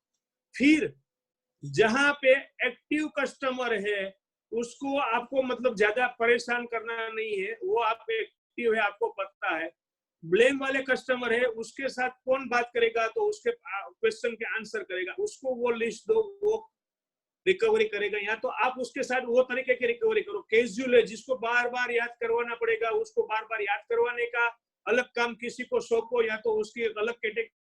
तीसरी चीज है डाउटफुल से, मतलब कि जिसका पैसा आएगा वो आपको डाउट है, वो लिस्ट अलग से बनाओ और उसके साथ में बेस्ट कम्युनिकेशन कर सके, उसके साथ एक बच्चे जैसे बात कर सके वैसे बंदे को बिठाओ। चाहे उसके पास में से 10,000 में से 1,000 भी आता है, प्रेम से ले लो, 500 भी आता है, प्रेम से ले लो। उसकी इनकम चालू कर दो, इनकम चालू कर दो, छोटा छोटा छोटा छोटा पेमेंट चालू कर दो, क्योंकि डाउटफुल है, आएगा नहीं आएगा पता नहीं है, लेकिन आहिस्ता आहिस्ता से आपका टोटल रिकवरी कंप्लीट हो जाएगा। और उसको आप डाल दो ब्लॉक लिस्ट में, मतलब कि आपको पता चल गया कि इसके पीछे हमें बहुत मतलब एफर्ट्स लगाने पड़े, बहुत सारे एफर्ट्स लगाने पड़े, मतलब कि 80% एफर्ट्स और 20% रिजल्ट मिला यहाँ से। तो वो जो है उनको आप बाद में बिजनेस करना है नहीं करना आप देख लो। यहाँ पे जो कैटेगरी बनाई गई है वहां पे जो डाउट्स वाले बंदे हैं उसको आपको मैक्सिमम, मतलब कि यहाँ पे मैं आपको 80-20 वाला रेशियो समझाता हूँ। एक्टिव लोगों के ऊपर आपको 20% एफर्ट्स लगाने हैं, बाकी के लोगों के ऊपर आपको 80% एफर्ट लगाने हैं। जहाँ डाउट्स में है वहां पे आपको बार बार मेहनत करनी पड़ेगी। और आप गलती क्या करते हो, जिसका पेमेंट इजीली आता है ना उसको आप बार बार परेशान करते हो, क्योंकि आपको जब भी पेमेंट चाहिए ना वो बैंक याद आती है कि इसके पास से पेमेंट आ जाएगा। और जो डाउटफुल है ना उसको आप मतलब आप उसके साथ बात करने में को एतराज करते हो कि साला उसके साथ कौन दिमाग खराब करे, चलो ना छोड़ो ना, नहीं, उसको पर्टिकुलरली रिमांड करना चालू करो, पर्टिकुलरली रिमांड चालू करो, तो एक छोटी छोटी अमाउंट से भी आपका पेमेंट आना चालू हो जाएगा। तो यहाँ पे रिकवरी मतलब कि अपनी डेबिट इश्यू को आपको इस तरह से सॉल्व करनी है। सबसे इम्पोर्टेंट चीज है कि ये सब चीज को आप जब तक नहीं देखना चालू करोगे तब तक ये आपको रिजल्ट नहीं देगी। तो यहाँ पे मैं ज्वेलर्स एसोसिएशन अहमदाबाद, ज्वेलर्सी धर्मेश भाई और हेमल भाई और हेडवे की हमारी टीम, सबको मैं थैंक यू धन्यवाद करता हूँ। और आप सबको भी धन्यवाद करता हूँ कि आज के जो प्रोग्राम में आपने इतनी अच्छी हाजिरी की। अच्छा, अब हम आगे के डिस्कशन में जाते हैं। जो आगे के बहुत सारे डिफरेंट सब्जेक्ट हम लेके आने वाले हैं आपके साथ में, और बहुत अच्छे प्रोग्राम हमें कंटिन्यू रखने हैं। तो उसके बारे में आगे की जानकारी जो है मैं निशान भाई को रिक्वेस्ट करूंगा कि प्लीज निशान भाई आप इसके बारे में सबको बताएं। जी थैंक यू परेश भाई, और थैंक यू ज्वेलर्स फ्रेंड्स। आप सब लोग हर रोज इतना इंटरेस्ट दे के सुन रहे हैं और आपका इंटरेस्ट बढ़ता ही जाता है। तो इसके लिए हम कई और नए सब्जेक्ट्स पे बात करेंगे अगले हफ्ते। हम कर रहे हैं, तो आपके पास भी कोई अगर सब्जेक्ट हो जिसके ऊपर आपको सुनना पसंद हो, जिसके आपके हर रोज के बिजनेस में अगर कोई परेशानी आ और उसके लिए आपको इंक्वायरी करनी हो तो वो भी आप पूछ सकते हैं। और हम अगले हफ्ते फिर से जुड़ेंगे आपसे, और उसके लिए हम आपको एडवांस में जैसे हमारी हर रोज लिंक आती है, हर रोज मैसेज आता है, वैसे आपको मैसेज आ जाएगा।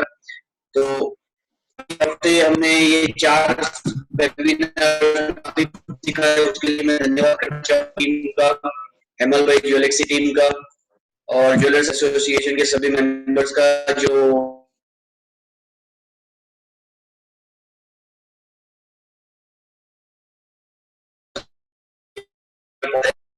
तो सबका शुक्रगुजार हूँ।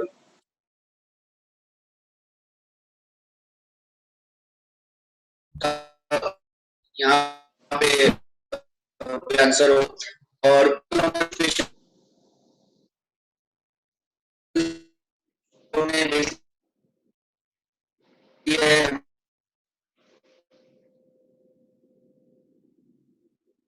भाई आपको अवेलेबल है तो वो पूछ सकते हैं।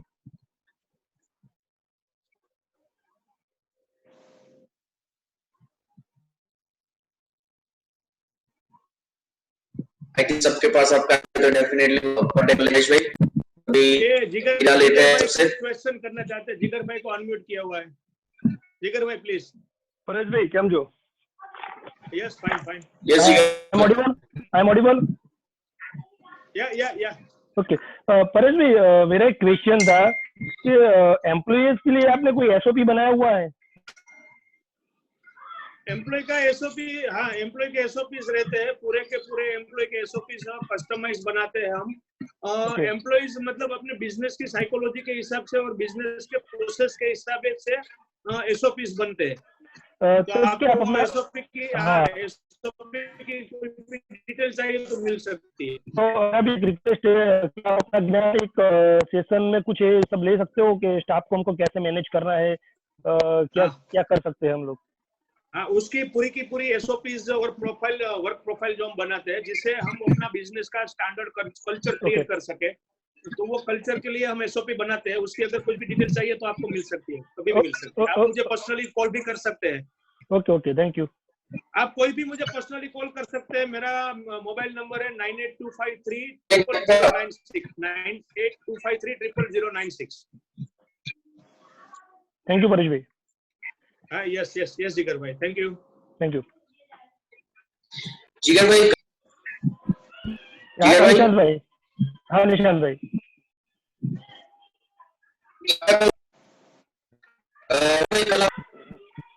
टाइम की वजह से आपको मौका नहीं दे पाया, पर अजमल भाई ऑनलाइन है तो अगर आप पूछ सकते हैं क्वेश्चन। अमल भाई, हेलो अमल भाई,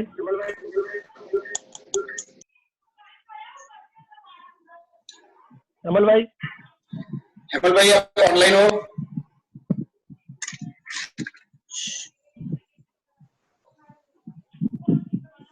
अमल भाई। हेलो, हाँ अमल भाई, ભાઈ કેમ છો? ઓકે બસ કાલે ક્વેશ્ચન હતો Sure, રહી sure. ગયો હતો તો આજે થેન્ક યુ એક મોકો આપ્યો છે, કન્ફ્યુઝન હતી વસ્તુનું। ગુજરાતીમાં પૂછું કે હિન્દીમાં પૂછું? તમને જેમાં મજા આવે એમાં। ઓકે આજની પરિસ્થિતિ જે લોકડાઉન છે, માર્કેટ સિનેરિયો છે, તો આપણે એવું માની શકીએ કે લોકડાउन खुला પછી हम लोग शायद 3 से 4 महीना बिजनेस नहीं कर पाएंगे। तो मेरा क्वेश्चन ऐसा था कि आप क्या सबसे बेस्ट प्रीफर कर सकते हैं, जो 3-4 महीना हम लोग बिजनेस नहीं करेंगे तो हमारी जो प्रोडक्ट है वो हमारे टारगेट ऑडियंस के पास पहुंचे 3-4 महीना, और उसका हम बेनिफिट नवरात्रि या दिवाली पे ले सके। तो आप ऐसा कौन सा माध्यम हमको ओपिनियन करो, प्रीफर कर सकते हो कि वो एकदम रेट वाइज एकदम सस्ता भी हो और असरकारक भी हो? तो राइट, जैसे मैं कल देखा था एक अपॉर्चुनिटी चार्ट दिखाया था कि किस तरह से पूरे इंडिया में शॉपिंग, ऑनलाइन शॉपर्स का फोर्स बढ़ रहा है डे बाय डे, और 2021 तक कहां तक जा सकता है। About 85 crore, about 85 crore. या सस्ता माध्यम तो द बेस्ट माध्यम I can recommend is basically, आप जब अपनी प्रोडक्ट ऑनलाइन पोस्ट करते हो और जितने भी प्लेटफॉर्म जो गूगल को वो प्लेटफॉर्म रीड करने का परमिशन देता है, फॉर एग्जांपल काफी प्लेटफॉर्म्स हम यूज करते हैं जिसमें लॉगिन करना जरूरी होता है, तो वो प्लेटफॉर्म्स गूगल रीड नहीं कर सकता। तो ऐसे जितने भी माध्यम है, first of all start with your website. ऐसे जितने भी माध्यम है वहां पे आपकी ज्यादा से ज्यादा प्रोडक्ट आप अपलोड करते हो, तो ये सारे प्लेटफॉर्म के माध्यम से गूगल उसको लिस्टिंग में ऊपर लाता है। बट गूगल का कुछ एक स्पेसिफिक एल्गोरिदम होता है कि वो कोई भी प्रोडक्ट अपने पेज में कैसे दिखाता है। तो आपकी जो भी प्रोडक्ट्स है, जो भी आपके प्रोडक्ट के लिंक्स है, आप ज्यादा से ज्यादा प्लेटफॉर्म पे शेयर करें, और वो लिंक के माध्यम से आप वो पेज पर लोगों को लाते हो, तो गूगल को लगता है कि ये पेज का रेफरेंस बढ़ रहा है और लोग इसको विजिट कर रहे हैं। जितने लोग, ज्यादा से ज्यादा लोग आपकी वेबसाइट में जितना ज्यादा टाइम स्पेंड करेंगे आपकी पूरी वेबसाइट में, not on that particular page, उसको वेटेज मिल रहा है कि जो आपकी वेबसाइट में आया था, गूगल उसको ट्रैक करता है और देखता है कि हाँ इसने काफी टाइम स्पेंड किया, यहाँ गया वहां गया पूरी साइट में। तो आपका रैंकिंग ऊपर आता है। मैं रैंकिंग के ऊपर बार बार भार इसलिए दे रहा हूँ कि वो रैंकिंग लाने में टाइम लगता है, 1 महीना, 2 महीना, 3 महीना, समटाइम्स 6 महीना, समटाइम्स 1 साल।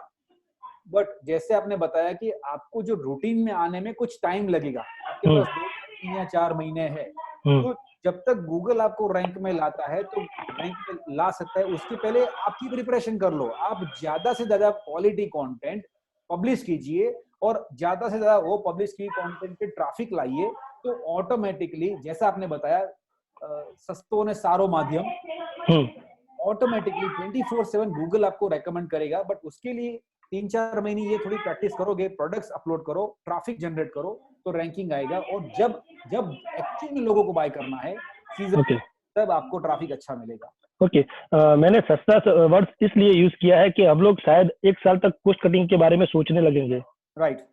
तो उसी वजह से मैंने एक ये वर्ड्स यूज किया है। मेरा सस्ते का मतलब चीप के हाँ। चीप के ऊपर इशारा नहीं है, but okay value against price, आपको जो वैल्यू ओके जनरेट होती है, जहां हम्म। आप सोते हो, बिजनेस बंद होता है सैटरडे संडे, फिर भी गूगल जैसे प्लेटफॉर्म आपके लिए काम करते हैं।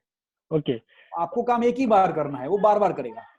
ओके एमएल भाई, आप ज्वेलक्सी मार्केट को कैसे हेल्प कर सकती है? ज्वेलक्सी जैसे मैंने कल बताया था, इंडस्ट्री स्पेसिफिक मार्केट प्लेस है, और गूगल को कुछ भी लिस्ट में ऊपर लाने के लिए उसके जो एल्गोरिदम है, उसमें एक एल्गोरिदम ऐसा होता है कि जो भी पेज वो दिखाता है, वो पेज का वेटेज बहुत होना चाहिए, जिसको डोमेन ऑथोरिटी बोलते हैं, टेक्निकल वर्ड है। तो ज्वेलक्सी बिकॉज वो एक स्पेसिफिक सेगमेंट में काम करता है, गूगल को एकदम इजी हो जाता है कि वो सेगमेंट में कुछ भी कोई पूछता है तो डायरेक्टली उसको दिखा सकता है। तो कोई भी इंडस्ट्री का कोई भी पर्सन जेमस्टोन ज्वेलरी में, जेमस्टोन, गोल्ड, सिल्वर, डायमंड कुछ भी काम करता है, अगर वो ज्वेलक्सी में कोई प्रोडक्ट पोस्ट करता है तो उसका कंपेयर टू दूसरे पोर्टल ऊपर आने के चांसेस बहुत ऊपर है, क्योंकि ज्वेलक्सी सबको लॉग इन करने का कंपलसरी नहीं बोल रहा है। ओके इस तरह से कर सकता है। ओके थैंक यू अमल भाई। थैंक यू जिगर भाई, thank you very much. Neesham भाई, निशन भाई आवाज आ रही है मेरी?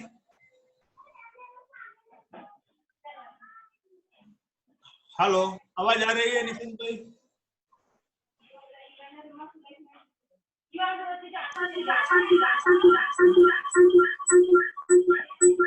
निशन भाई आवाज आ रही है?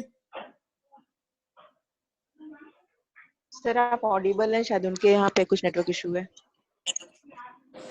ओके अच्छा, यहाँ पे कुछ ऐसी बात है जो हमें डिस्कशन करने की थी, जो हम करते हैं यहाँ पे। एक चीज है कि जैसे ही लॉकडाउन हमारा खत्म होगा तो बहुत सारी ऐसी चीज आएगी जो अपने EMIs हो गए, इंस्टॉलमेंट, ये बैंक का, ये सब, इसके लिए कुछ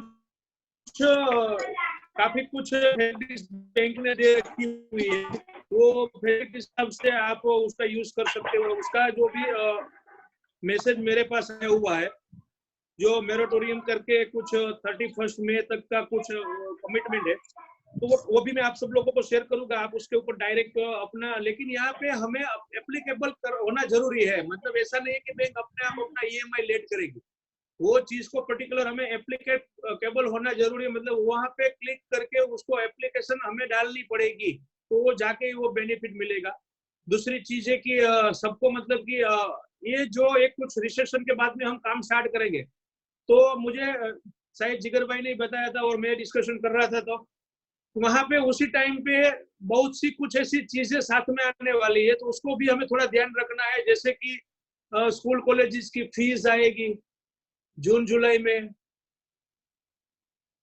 बहुत सारे दूसरे एक्सपेंसेस भी साथ में रहेंगे, तो वो सब चीज को हमें मेंटेन रखना है पहले से। प्रिकॉशंस मतलब अपने कैश फ्लो को मेंटेन रखना है, वो कैश फ्लो को मतलब हमें कनेक्ट रहना है। मतलब होता क्या है कि हम इधर उधर कुछ भी एक्सपेंसेस कर लेते हैं, बाद में वो मेंटेन करना मुश्किल होता है, तो उसको थोड़ा समझ के। स्पेशली आज रोहित भाई ने मुझे एक रिक्वेस्ट करके डिस्कशन किया था मैंने रोहित भाई के साथ कि आप मुझे कुछ ऐसी बातें बताओ जो इंडस्ट्रीज के लिए जरूरी है। तो मेरी रिक्वेस्ट से रोहित भाई ने मुझे कुछ और मेरे साथ डिस्कशन करके काफी कुछ चीजें बताई थी, जो मैं आपके साथ शेयर कर रहा हूँ। और मेरे ख्याल से रोहित भाई भी अवेलेबल है, दक्षेश भाई भी अवेलेबल है। ज्वेलरी अहमदाबाद ज्वेलर एसोसिएशन में से सब लोगों को मैं एक वेलकम करता हूँ। और प्लीज आप भी अपने हिसाब से कुछ इंडस्ट्रीज को कुछ बताना चाहते हैं तो बताइए प्लीज। दक्षेश भाई प्लीज।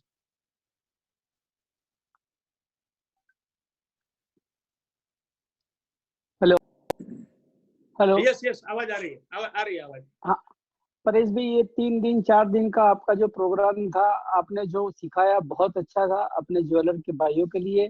और ये ज्वेलर्स एसोसिएशन का ये नम्र प्रयास था कि कुछ ज्वेलर्स भाइयों को कुछ दे, राइट। आपने स्टॉक के बारे में बताया, ABC के बारे में बताया, और बहुत से एरिया को प्रकाशित किया है। तो मैं सोचता हूँ कि अब जब ये लॉकडाउन खुलेगा तब सबको कुछ ना कुछ मिला होगा, तो उसके हिसाब से वो अपना कुछ ना कुछ फायदा करके जाएंगे। यस यस, मुझे एक बात ये करनी है कि अपने भाइयों को कि भी किसी को भी परेशान होने की जरूरत नहीं कि पूरी दुनिया में लॉकडाउन है। हमारा एकला अहमदाबाद कि हमारा एकला अकेला गुजरात की इंडिया में कोई प्रॉब्लम है ऐसा नहीं है, पूरी दुनिया में है। तो जो होगा वो सबका होगा। उसके हिसाब से आराम से बैठे, आराम से काम करे और अपने ऐसा काम करे जितने दिन जो लॉकडाउन है उतने दिन सपोज कि आपके बॉडी के ऊपर काम करिए, आपके माइंड के ऊपर काम कीजिए और आपकी सोल के ऊपर काम कीजिए, आपकी पर्सनल लाइफ के ऊपर काम कीजिए, फैमिली को टाइम दीजिए। तो कुछ आपको बहुत फायदा मिलेगा। जब लॉकडाउन खुलेगा तो सबका खुलेगा।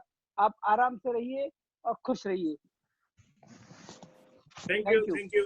मैं रोहित भाई को बुलाता हूँ, प्लीज रोहित भाई। निशन भाई आप अवेलेबल हो? परेश, रोहित भाई। हाँ परेश भाई। यस रोहित भाई। परेश, हाँ बस ये जो अपना 3-4 दिन से सेशन चल रहा है, वो सेशन के अंदर बहुत अपने छोटे बड़े ज्वेलर्स को बहुत सीखने को मिला और जो नहीं उनको मालूम था वो चीज भी आज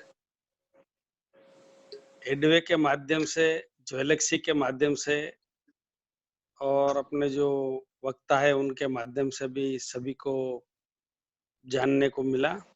तो आने वाले समय में जो भी अपने प्रोग्राम करते हैं तो परेश भाई को पूरी टीम एडवे की और अपना ज्वेलेक्सी की टीम हेमल भाई और धवल भाई दोनों को बहुत बहुत अपने धन्यवाद करते हैं। ज्वेलर्स एसोसिएशन प्रेसिडेंट की एक हैसियत से दूसरे हमारे सेक्रेटरी साहब भी ऑनलाइन है, दक्षेश भाई, जिगर भाई शायद मैं मानता हूँ वाइस प्रेसिडेंट, वो परेश भाई नहीं ऑनलाइन होंगे। जिगर भाई को भी बुलाइए लाइन पे। हाँ जिगर भाई वाइस प्रेसिडेंट। तो ये अपना जूम माध्यम से अपने ज्वेलर्स को जो अभी एक अच्छा समय मिला है, इस समय के अंदर बहुत कुछ सीखने को मिला और वो ये सीखने के टाइम ये लोग जो काम अपना घर पे सोचने का टाइम था, सोचने के टाइम में जो काम अपने आने वाले समय के अंदर करना है काम, तो जरूर अपने करेंगे। बाकी तो दक्षेश भाई ने बताया, बाकी सब अपना हेमल भाई और परेश भाई ने बता दिया है। और अपना कल 2 दिन पहले जवेरिका का स्पीच था, मेरा भी स्पीच था, दक्षेश भाई को भी एक अच्छा स्पीच बना के ये इसमें इन्वॉल्व करना जरूरी मैं मानता हूँ। हिंदी में बनाओ या गुजराती में बनाओ, हिंदी में बनाओ। रोहित भाई आप लोगों ने बहुत अच्छा बोला है, जवेरी काका ने बहुत अच्छा बोला है और ये परेश भाई, हेमल भाई और इंडस्ट्री के बहुत से लोग से अपने को बहुत कुछ सीखना मिला है। ये सब दिन हमने सीखा है बहुत, राइट। सबको मालूम है क्या करना है क्या नहीं करना है, राइट। आपका बड़प्पन है। परेश भाई मैं मानता हूँ कि दक्षेश भाई का मोटिवेशन प्रोग्राम छोटा समझो के 1-2 मिनट का 3 मिनट का जो भी, अरे वो तो आपका बड़प्पन है। आज ये हमारा जो सेशन हमने तय किया था उस हिसाब से। बिल्कुल आवाज आ रही है मेरी? हाँ बिल्कुल आ रही है। ये हमने ये जो 4 दिन का प्रोग्राम तय किया था उस हिसाब से आज हमारा लास्ट डे था। तो बहुत सभी लोगों की मतलब की रिक्वेस्ट आई हुई है कि भाई आगे चालू रखिए, लेकिन आज का कमिटमेंट था वो हमने आज पूरा किया।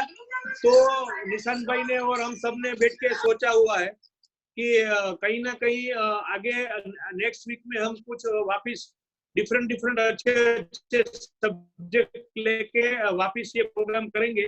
और यहाँ पे अभी भाई ने भी सबको एक रिक्वेस्ट भेजा था कि आपको कुछ ऐसे सब्जेक्ट के बारे में जानना है, सुनना है, तो आप यहाँ पे वो सब्जेक्ट हमें सजेस्ट कर सकते हैं।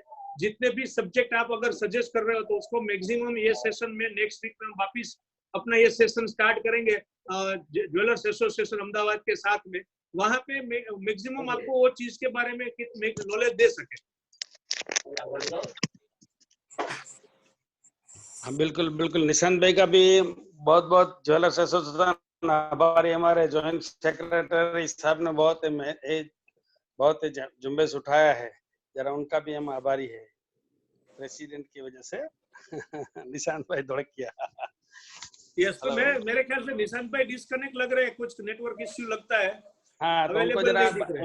उनको जरा का निशांत भाई को भी बता देना कि Yes.